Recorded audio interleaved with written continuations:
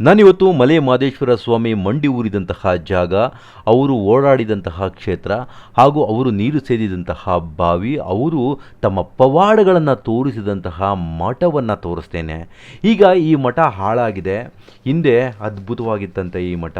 ಈಗ ಹೊಸದಾಗಿ ನಿರ್ಮಾಣಗೊಂಡಿದೆ. ಆದರೂ ಒಂದಷ್ಟು ಕುರುಹುಗಳು, ಒಂದಷ್ಟು ಕಂಬಗಳು ನೀವು ನೋಡ್ಬೋದು. ಮಲೆ ಮಹದೇಶ್ವರರು ಇದ್ದು ಇಲ್ಲೆಲ್ಲ ಓಡಾಡಿ ಹೋಗಿದ್ದಾರೆ ಅನ್ನೋದಕ್ಕೆ ಅನೇಕ ಪುರಾವೆಗಳು ಇಲ್ಲಿ ಇದೆ. ಸೊ ಈಗ ನೀವು ನೋಡ್ತಾ ಇದ್ದಂಗೆ ಗೊತ್ತಾಗ್ಬಿಡುತ್ತೆ, ಕುಂದೂರು ಬೆಟ್ಟದಲ್ಲಿರುವಂತಹ ಆದಿಗುರು ಶಾಂತ ಮಲ್ಲಿಕಾರ್ಜುನ ಸ್ವಾಮಿಗಳ ಗವಿ. ಸೊ ಈ ಜಾಗ ಹಿಂದೆ ಒಂದು ಮಠವಾಗಿತ್ತು. ಈ ಸುತ್ತಲೂ ತುಂಬ ದೊಡ್ಡದಾಗಿ ಕಲ್ಲಿನ ಮಠವಿತ್ತು. ನಂತರ ಕಾರಣಾಂತರಗಳಿಂದಾಗಿ ಈ ಮಠವನ್ನು ಕೆಡವಾಕ್ಬಿಟ್ರಂತೆ. ಈಗ ನೋಡ್ಬೋದು, ಈ ಮೂರ್ತಿಗಳನ್ನೆಲ್ಲ ನೋಡ್ಬೋದು, ಎಷ್ಟು ಅದ್ಭುತವಾಗಿ ಗಣೇಶ ಇದ್ದಾನೆ ಅಂತ. ಈ ಕಂಬಗಳನ್ನು ನೋಡ್ಬೋದು ಆ್ಯಂಡ್ ಒಳಗಡೆ ಇರುವಂತಹ ದೇವರನ್ನು ನೋಡ್ಬೋದು. ಎಲ್ಲವೂ ತುಂಬ ಹಳೆಯ ದೇವಸ್ಥಾನ ಅನ್ನೋದು ಗೊತ್ತಾಗ್ಬಿಡುತ್ತೆ ನಿಮಗೆ ನೋಡ್ತಾ ಇದ್ದಂತೆ. ಸೊ ನಾವೀಗ ಈ ಪ್ರಭುಲಿಂಗೇಶ್ವರ ಸ್ವಾಮಿ ಒಂದು ಗದ್ದಿಗೆ ಹತ್ರ ಇದ್ದೀವಿ. ಸೊ ಈ ಗದ್ದಿಗೆಯಿಂದ ಒಂದು ಗುಹೆ ಇದೆ ಅಂತ ಕೂಡ ಹೇಳ್ತಾರೆ. ಆ್ಯಂಡ್ ಈಗ ನಾವೇನು ನಿಂತಿದ್ದೀವಿ ಈ ಜಾಗದಲ್ಲಿ ಕಲ್ಲಿನ ಮಠ ಇತ್ತು ಅನ್ನೋದಕ್ಕೆ ನಿಮಗೆ ಅನೇಕ ಕುರುಹುಗಳು ಕಾಣಿಸುತ್ತೆ. ನೀವು ನೋಡ್ತಾ ಇರ್ಬೋದು, ಹಿಂದೆ ಕಲ್ಲಿನ ಮಠ ಇತ್ತು ಅನ್ನೋದಕ್ಕೆ ನಿಮಗೆ ಇಲ್ಲೆಲ್ಲ ಕಲ್ಲುಗಳಿಂದಲೇ ನಿರ್ಮಾಣ ಆಗಿತ್ತು ಅನ್ನೋದಕ್ಕೆ ಗೊತ್ತಾಗುತ್ತೆ ನಿಮಗೆ. ಇದನ್ನೆಲ್ಲ ಕೆಡವು ಹಾಕಿದ್ದಾರೆ. ಆ್ಯಂಡ್ ಕೆಡವು ಹಾಕಿದ್ದೆಲ್ಲ ಆ ಕಲ್ಲುಗಳೆಲ್ಲ ಎಲ್ಲೋಯ್ತೋ ಗೊತ್ತಿಲ್ಲ, ಅಥವಾ ಮಣ್ಣಲ್ಲಿತ್ತೇನೋ ಗೊತ್ತಿಲ್ಲ.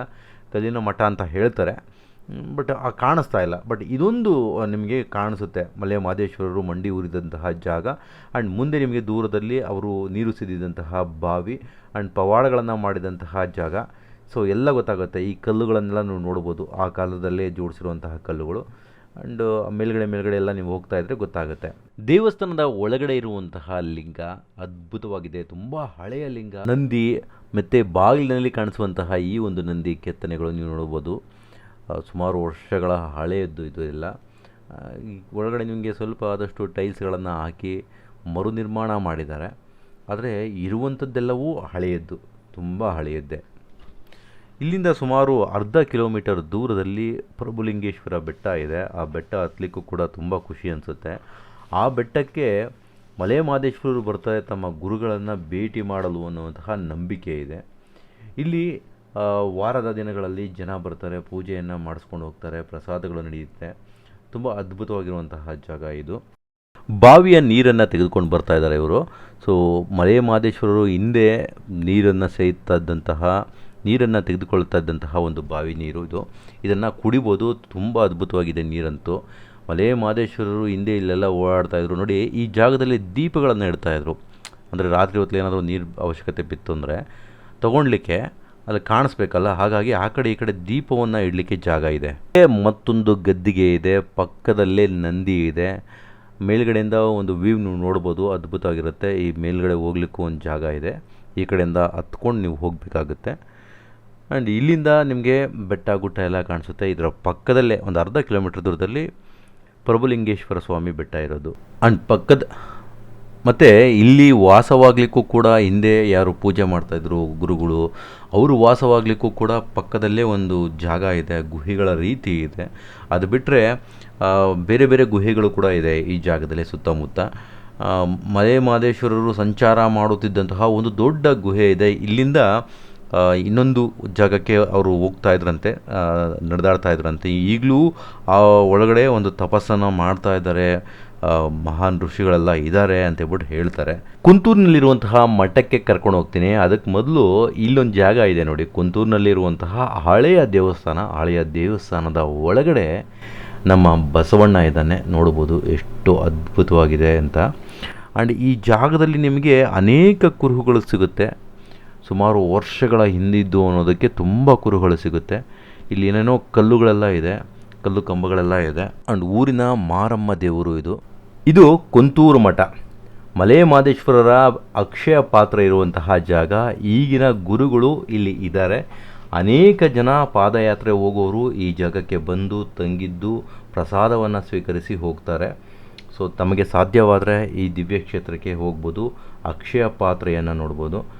ಅಲ್ಲಮ ಪ್ರಭುಗಳು ಮಲೆ ಮಹದೇಶ್ವರರನ್ನ ಕರ್ಕೊಂಡು ಬರಬೇಕಾದ್ರೆ ಅವ್ರು ಹೇಳ್ತಾರೆ, ಅನೇಕ ಸಾಧು ಸಂತರು ಈ ಜಾಗದಲ್ಲಿ ಸಿದ್ಧಿಗಳನ್ನು ಪಡ್ಕೊಂಡಿದ್ದಾರೆ, ನೀನು ಬಂದು ಇಲ್ಲಿ ಸಿದ್ಧಿಯನ್ನು ಪಡ್ಕೊ ಅಂತ ಹೇಳ್ಬಿಟ್ಟು ಮಾದಪ್ಪನ ಈ ಜಾಗಕ್ಕೆ ಕರ್ಕೊಂಡು ಬರ್ತಾರಂತೆ.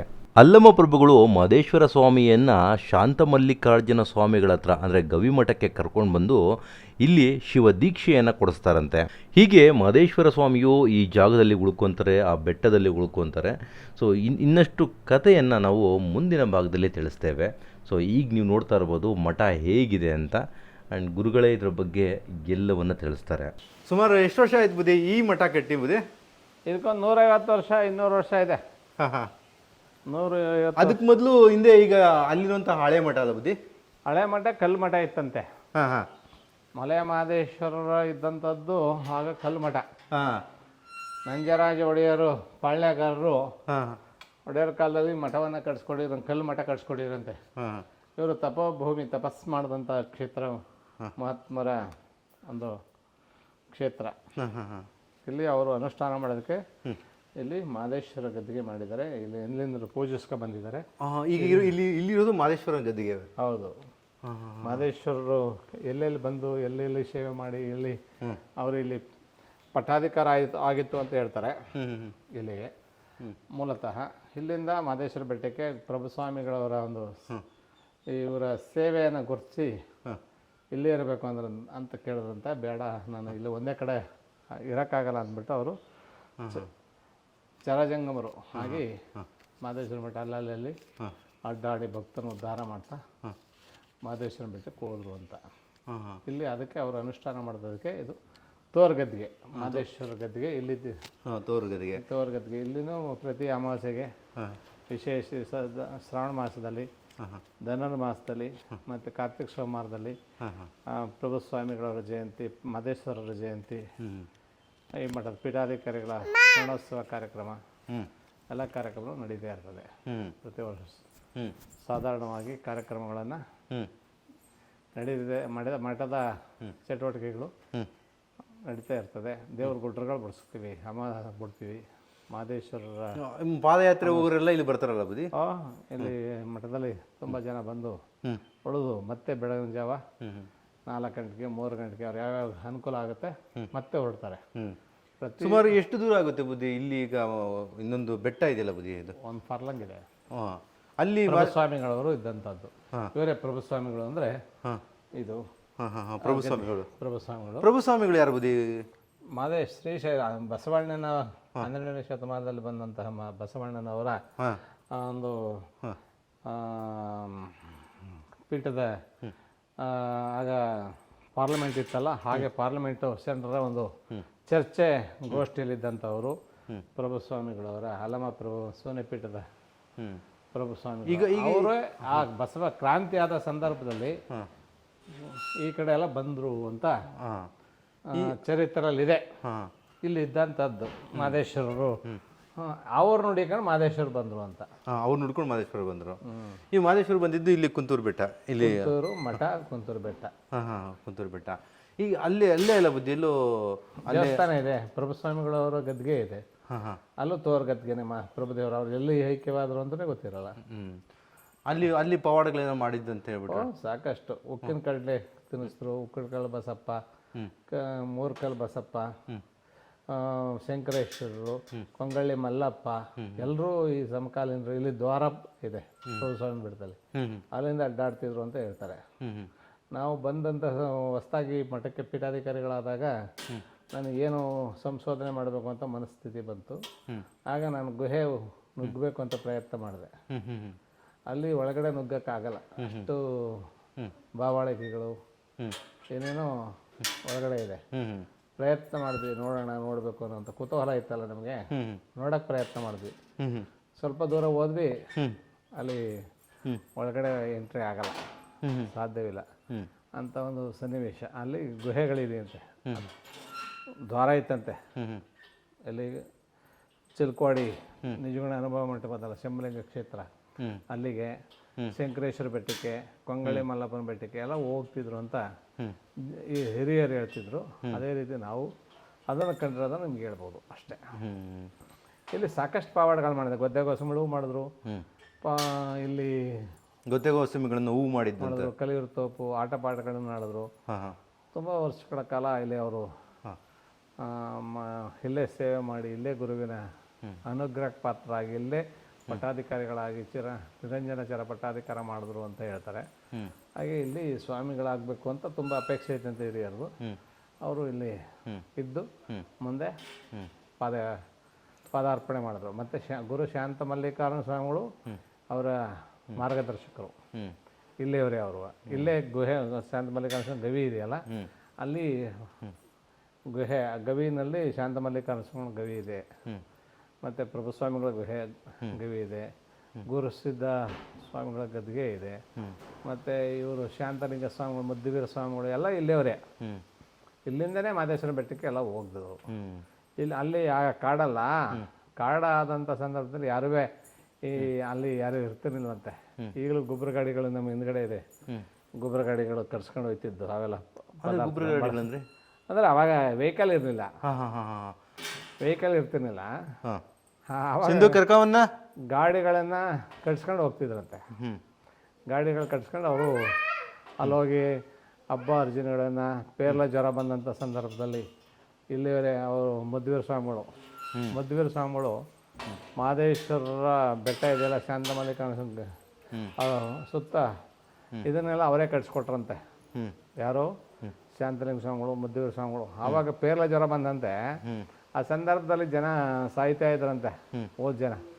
ಅದನ್ನು ನಾನು ನಿಭಾಯಿಸೋಕ್ಕಾಗಲ್ಲ ಅಂತ ಅಂದೇ ಕಾರಣಕ್ಕಾಗಿ ಇವ್ರನ್ನ ಜನ ಸತ್ತೋಗ್ತಾರೆ ಅಂತ ಮನೋಧರ್ಮದಿಂದ ಅವರು ಯೋಚನೆ ಮಾಡಿ ಇದು ಸಾರ್ವಜನಿಕ ಅನುಕೂಲ ಮಾಡಿ ಉಪಯೋಗ ಮಾಡಿ ಅಂದ್ಬಿಟ್ಟು ಮಡ್ರಾಸ್ ಗೌರ್ಮೆಂಟ್ಗೆ ಬರ್ಕೊಟ್ರು ಅಂತ. ಈಗಲೂ ನಾವು ಟಗರ್ಪುರ ಕಟ್ಟು ಮಾದೇಶ ತಮಿಳ್ನಾಡು ಸೇರುತ್ತೆ ಇದು, ಈ ಕುಂತೂರು. ಈ ತಮಿಳ್ನಾಡಲ್ಲೂ ತುಂಬ ಭಕ್ತರಿದ್ದಾರೆ. ಬರಗೂರು ಬೆಟ್ಟ, ಮಾದೇಶ್ವರ ಬೆಟ್ಟ ಎಲ್ಲ ಕಡೆನೂ ಇಲ್ಲಿಂದೇ ಹೋದವರು. ಬರಗೂರು ಬೆಟ್ಟಕ್ಕೂ ಹೋದವರು ಇಲ್ಲಿಂದೇ ಹೋದ್ರು ಅಂತ ಹೇಳ್ತಾರೆ. ಮಾದೇಶ್ವರ ಬೆಟ್ಟದಲ್ಲಿ ಮಧ್ವೀರ ಸ್ವಾಮಿಗಳು ಅವರು ಬರ್ಕೊಟ್ಬಿಟ್ರು ಇದನ್ನು, ದೇವಸ್ಥಾನನೇ ಮಠದ ಕಸ್ಟಡಿ ಇರುತ್ತೆ. ಅಲ್ಲಿ ಆಗಲೂ ಅಲ್ಲಿಂದ ಕಪ್ಕಾಣಿಗೆ ಬಂತು. ಅದರಿಂದ ಕಪ್ಕಾಣಿಗೆನೇ ಈ ಮಠ ಕಟ್ಟಿಸಿದ್ರು ಅಂತ. ಯಾರ ಕಡೆಯಿಂದ ಬುದ್ಧಿ? ಇದನ್ನೇ ನಾನು ಸ್ವಾಮೀಜಿ ಇದ್ರಲ್ಲ, ಆಗ ರಾಜ ಕಟ್ಟಿದ್ದಂಥ ಮಠ ಹಳದೋಯ್ತು, ಕಲ್ಲು ಮಠ. ಮಧ್ಯೆ ಸಿಕ್ಕಸ್ತಾಗ್ಬಿಟ್ಟಿತ್ತು ಮಠ. ಆಮೇಲೆ ಅಲ್ಲಿ ಬಂದಂತಹ ಪೀಠಾಧಿಕಾರಿಗಳಾದವರು ಅಲ್ಲಿ ಬಂದು ಕಪ್ಕಾಣಿಕೆನ ಇಲ್ಲಿ ಕಟ್ಟಿಸಿದ್ರು ಅಂತ. ಮಾದೇಶ್ವರರು ಮೂಲ ಜಾಗ ಅಂದ್ಬಿಟ್ಟು ಇಲ್ಲಿ ಮಠವನ್ನು ಸ್ಥಾಪನೆ ಮಾಡೋದಿಲ್ಲ. ಹಿಂದೆ ಇದಕ್ಕೆ ಸಾವಿರಾರು ವರ್ಷ ಇತಿಹಾಸ, 700-800 ವರ್ಷ ಇದೆ. TGTRಲಿದೆ, ಯೂನಿವರ್ಸಿಟಿ ಸಂಶೋಧನೆಯಲ್ಲಿ ಸಹ ಈ ಮಠದ ಬಗ್ಗೆ ತುಂಬ ಇದೆ. ಮಠ ಅಂದ್ರೇನು, ಮಠದ ಬಗ್ಗೆ ಯಾವ ರೀತಿ ಆಯಿತು ಎಲ್ಲ ಸಹ ಸಾಹಿತಿಗಳು ಬರೆದಿದ್ದಾರೆ. ಮತ್ತು ಸರ್ಕಾರದಿಂದ ಯೂನಿವರ್ಸಿಟಿಯವರು ಸಹ ಇದನ್ನು ಈ ಮಠದ ಬಗ್ಗೆ, ಈ ಗ್ರಾಮದ ಬಗ್ಗೆ ತುಂಬ ಆಳವಾಗಿ ಚಿಂತನೆ ಮಾಡಿ ಇದರ ಬಗ್ಗೆ ತುಂಬ ಶಾಸನ ಕಲ್ಲುಗಳಿವೆ ಈ ಮಠ ಆಗಿರೋದಕ್ಕೆ. ಎಲ್ಲಿದೆ ಬುದ್ಧಿ ಅದಕ್ಕೆ ಕಲ್ಲುಗಳು? ಅಲ್ಲಿ ಬಸವೇಶ್ವರ ದೇವಸ್ಥಾನದ ಅಡಿಯಲ್ಲಿ ಕಲ್ಲುಗಳಿವೆ. ಕಲ್ಲು ಕಟ್ಟಡ, ಕಲ್ಲಲ್ಲಿ ಕೆತ್ತನೆ ಮಾಡಿರೋದು. ಒಂದು ಹಾಳಾಗಿದೆ, ಹೊಸ ಕೆಲವು ಚೆನ್ನಾಗಿದೆ. ಮತ್ತು ತಾಮ್ರ ಶಾಸನಗಳಿತ್ತು. ಮತ್ತು ಎಫಿಗ್ರಾಫಿ ಗ್ರಂಥದಲ್ಲಿದೆ. ಗುರುಲಿಂಗ ಜಂಗಮ ಚಾರಿತ್ರಿಕ ಜಿ ಮಂಜುನಾಥ್ ಅವರು ಬರೆದಿದ್ದಾರೆ, ಅದರಲ್ಲೂ ಇದೆ. ಮತ್ತು ಮಲೆಯೂರು ಗುರುಸ್ವಾಮಿ ಅವರು ಬರೆದಿದ್ದಾರೆ. ಮತ್ತು ನಮ್ಮ ಇವರು ಡಾಕ್ಟರ್ ಶಿವರಾಜಪ್ಪನವ್ರು ಬರೆದಿದ್ದಾರೆ. ತುಂಬ ಜನ ಇದ್ರ ಬಗ್ಗೆ. ಮತ್ತು ನಾಗರಾಜು ಅಂತ ಒಬ್ಬರು ಬರೆದಿದ್ದಾರೆ. ತುಂಬ ಜನ ಈ ಮಠದ ಬಗ್ಗೆ. ಮತ್ತು ಇದೇ ಊರಿನವರು ಸಿದ್ದಪ್ಪ ಶಾಸ್ತ್ರಿಗಳು ಅಂತ, ಸಂಗಪ್ಪ ಶಾಸ್ತ್ರಿಗಳು ಅಂತ, ಅವರು ಸಹ ಈ ಮಠದ ಬಗ್ಗೆ ಉಲ್ಲೇಖನಗಳು ಬರೆದಿದ್ದಾರೆ. ಮತ್ತು ಇತ್ತೀಚೆಗೆ ನಾವು ಬಂದ ಮೇಲೆ ಪ್ರಣವ ಎಂಬ ಗ್ರಂಥನೂ ಸಹ ಬಿಡುಗಡೆ ಮಾಡಿದ್ವಿ. ನಮ್ಮ ಹಿರಿಯ ಗುರುಗಳದ ಒಂದು 25ನೇ ವರ್ಷದ ಪೀಠಾಧಿಕಾರ ವಾರ್ಷಿಕೋತ್ಸವ ಸಂದರ್ಭಕ್ಕೋಸ್ಕರ ಒಂದು ಗ್ರಂಥವನ್ನು ಬಿಡುಗಡೆ ಆಯಿತು ಈ ಮಠದಲ್ಲಿ. ಸಿದ್ಧಗಂಗೆಯವರಿಂದನೇ ಅದನ್ನು ಉದ್ಘಾಟನೆ ಮಾಡಿಸ್ತು, ಬಿಡುಗಡೆ ಮಾಡಿಸ್ತು. ಭಾಳ ಇದಕ್ಕೆ ಐತಿಹಾಸಿಕ ಇತಿಹಾಸ ಇದೆ. ಅದು ಮಠ, ಕಲ್ಲು ಮಠ ಯಾಕೆ ಬುದ್ಧಿ ಅದೇನೋ ಹಾಳಾಯಿತು ಅಂತೇನೋ ಅಂದರು? ಕಲ್ಲು ಮಠ ಇಲ್ಲಿ ಮಠದ ಪೀಠಾಧಿಕಾರಿಗಳಾಗಿ ಯಾರು ಇರಲಿಲ್ಲ. ಮಧ್ಯೆ ಸ್ವಲ್ಪ ದಿವಸ ಹಾಳಾಗ್ಬಿಡ್ತು ಮಠ. ಜೋಪಾನ್ಸವ್ರು ಇರಲಿಲ್ಲ. ಮತ್ತು ರಾಜರು ಬಂದಂಥ ಸಂದರ್ಭ ಸರಿಯಾಗಿ ಕೆಲವ್ರನ್ನ ಈ ಮಠದಲ್ಲಿದ್ದವರು ಇಲ್ಲಿಂದನೇ ಬರಗೂರು ಬೆಟ್ಟಕ್ಕೆ ಹೋದ್ರು ಅಂತ ಹೇಳ್ತಾರಲ್ಲ, ಇಲ್ಲೇ ಇದ್ದವರು ಬೆಟ್ಟಕ್ಕೆ ಹೊಂಟೋದ್ರು. ಆ ಸಂದರ್ಭದಲ್ಲಿ ಸಿಗಸ್ತಾಗ್ಬಿಡು, ಮಧ್ಯೆ ಮಠ ಹಾಳಾಗ್ಬಿಡ್ತು. ಇಲ್ಲಿಂದ ಹೋದವರು ಬರಗೂರು ಬೆಟ್ಟಕ್ಕೆ, ಇಲ್ಲಿ ಯಾರು ಇದ್ದಾಗ ಹೋದ್ರು ತಕ್ಷಣದಲ್ಲಿ. ಹಾಗಾಗಿ ಮಠದ ಕಾರಣ ಮಠ ಹಾಳಾಗ್ಬಿಡ್ತು ಮಧ್ಯೆ. ಮತ್ತು ಇನ್ನೊಬ್ಬರು ಸ್ವಾಮಿಗಳಾದರು. ಆಮೇಲೆ ಸುಮಾರು ವರ್ಷ ಇದಕ್ಕೆ ಇತಿಹಾಸ ಹಾಳಾಯಿತು, ಉದ್ಧಾರ ಆಯಿತು, ಹಾಳಾಯಿತು, ಉದ್ಧಾರ ಆಯಿತು. ಮತ್ತು ಯಾರು ನೋಡೋರಿಲ್ಲ ನಮ್ಮ ಮಠಗಳು ಹಾಳಾಗ್ಬಿಡ್ತವೆ. ಅದನ್ನ ಜವಾಬ್ ಅನ್ಸೋದೇ ಮಠನ ನಾವೇನೋ ಮಾಡೋದು ಬೇಡ, ಮಠ ನಡೆಸೋದೇ ಒಂದು ಕಷ್ಟ ಇದೆ ಇವತ್ತಿನ ದಿನಮಾನಗಳಲ್ಲಿ. ಮಠಗಳಲ್ಲಿ ಯಾರೂ ಇರೋಲ್ಲ ಸಿಬ್ಬಂದಿ, ಆ ಮಠಗಳ ಪರಿಸ್ಥಿತಿ ಹಂಗಿವೆ. ಇತಿಹಾಸ ಇದೆ, ಮಠಗಳನ್ನು ಉಳಿಸಿ ಬೆಳೆಸ್ಕೊಂಡು ಹೋಗೋದೇ ಒಂದು ಸಾಧನೆ. ಈಗ ಸಾಧನೆ ಅಂತ ಹೇಳ್ಬೋದು. ಅಂಡ್ ಸುಮಾರು ಕಡೆ ಅದು ಈ ಊರಿನಲ್ಲಿ ಸುಮಾರು ಕಡೆ ಕುರುಹುಗಳಿದೆಯಲ್ಲ ಬುದ್ಧಿ, ಕಲ್ಲುಗಳು. 5 ಬಾವಿಗಳಿದೆ ಇಲ್ಲಿ. ಹಿಂದೆ ನಾವು ಬಂದ ಮೇಲೆ 5 ಬಾವಿಗಳಲ್ಲೂ ನೀರಿತ್ತು, ಸ್ವಲ್ಪ ಇತ್ತು. ಈಗ ಬೋರ್ವೆಲ್ ಆದವಲ್ಲ ಎಲ್ಲ, ಮತ್ತು ಗಿಡಗಳು ಬೆಳ್ತಿದ್ದವು, ಅದಕ್ಕೆಲ್ಲ ಮುಚ್ಚಿಸ್ಕೊ ಬಂದ್ವಿ. ಆಮೇಲೆ ಇನ್ನೂ ಏನೋ ಕಲ್ಲು ಆ ಕಡೆ ಎಲ್ಲ ಒಂದೇನೋ ಕಲ್ಲೆಲ್ಲ ಇದೆಲ್ಲ. ದೀಪ ಕಸಕ್ಕೆ ಕಲ್ಲು ಮಾಡಿದರು. ದೀಪ ಆಗ ಕರೆಂಟ್ ಇರಲಿಲ್ಲ, ದೀಪ ಬತ್ತಿ ಹೊಸ್ಬಿಟ್ಟು ಎಣ್ಣೆ ಊದು ದೀಪ ಉರಿಸ್ತಾರೆ. ಆ ಬೆಳಕಿನಲ್ಲೇ ಜನ ಎಲ್ಲ ಊಟ ಮಾಡ್ತಿರಂತೆ. ಕಾಳು ಇಲ್ಲಿ ಅಲ್ಲಿ ಮುಂದೆ ಇಲ್ಲಿ ಮುಂದೆ ಇಲ್ಲೇ ಖಾಲಿ ಜಾಗ ಇದೆಯಲ್ಲ ಅಲ್ಲಿ ಮಠದ್ದು. ಭಾಳ ಪವಾಡಗಳು ಭಾಳ. ಇನ್ನು ಮಾದಪ್ಪರು ಬಳಸಿದಂಥ ವಸ್ತುಗಳು ಇಲ್ಲಿ ಏನಿದೆ ಬುದ್ಧಿ? ಇಲ್ಲಿ ಬೆತ್ತ ಜೋಳಿಗೆ ಇತ್ತು ಅಂತ ಹೇಳ್ತಾರೆ. ಅದು ಮಹದೇಶ್ವರ ಸಾಲ್ವ ಮಠಕ್ಕೂ ಕೊಟ್ಟಿದ್ದಾರೆ. ಇದು ಅವರು ಜಪ ಮಾಡಿರೋದು ಅಕ್ಷಯ ಪಾತ್ರೆ, ಅವರು ಬಳಸ್ತಿದ್ದಂಥದ್ದು, ಗುರುಗಳು ಬಳಸ್ತಿದ್ದಂತಹ ಒಂದು ಅಕ್ಷಯ ಪಾತ್ರೆ ಈಗಲೂ ಇದೆ. ಅದನ್ನು ಜೋಪಾನಿಸೋಕ್ಕೆ ಬೇರೂನಲ್ಲಿ ಇಟ್ಟಿತ್ತು. ಈಗ ಎಲ್ಲ ಭದ್ರತೆಯನ್ನು ಮಾಡಿ ಇದನ್ನು ಅವ್ರ ಕೈಯಲ್ಲಿದ್ದಂಥದ್ದು, ಮಾದಪ್ಪರ ಕೈಯಲ್ಲಿದ್ದಂಥದ್ದು, ಮಹದೇಶ್ವರರು ಬಳಸ್ತಿದ್ದಂಥದ್ದು ಅಂತ ಹೇಳ್ತಾರೆ. ಹಾಗೆ ಅದನ್ನು ಸಂರಕ್ಷಣೆ ಮಾಡ್ಕೊಂಬಂದಿದ್ವಿ. ಅದು ಬಿಟ್ಟು ಬೇರೆ ಏನು ಇದು ಬುದ್ಧಿ ಇಲ್ಲ? ಪವಾಡಗಳು,